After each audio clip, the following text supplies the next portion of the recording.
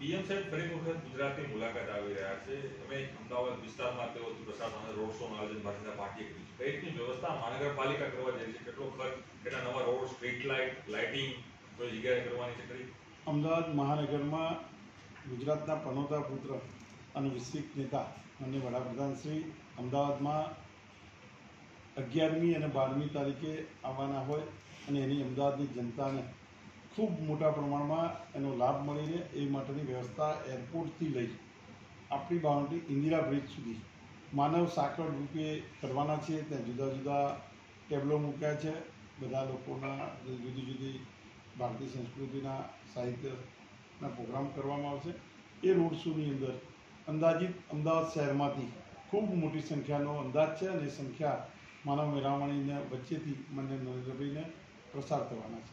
બાકી બીજું કામ છે ખેલ મહાકુંભ 12 તારીખના ખેલ મહાકુંભમાં ગુજરાત સરકાર દ્વારા સરદાર પટેલ સ્ટેડિયમમાં કરવામાં આવ્યું છે. ત્યાં આપણે આપણી પ્રાથમિક બધી જ વ્યવસ્થા આપણે ઊભી કરવાની હતી. એ બધા કામ રંગરોગનથી લઈ ત્યાંના બધા ટોયલેટ બ્લોકથી લઈ બધી રોડ રસ્તાની સુવિધા સંપૂર્ણ કરી દેવામાં આવી છે. જીએમડીસી ગ્રાઉન્ડ ખાતે પણ આ જ રીતેની માહિતી ગુજરાત સરકાર દ્વારા એક સરપંચ સંમેલન થઈ રહ્યું છે. એની અંદર પણ બધી જે વ્યવસ્થા આપણે કરવાની હતી પ્રાથમિક વ્યવસ્થા એક અમદાવાદ મહાનગરે પૂર્ણ કરી છે.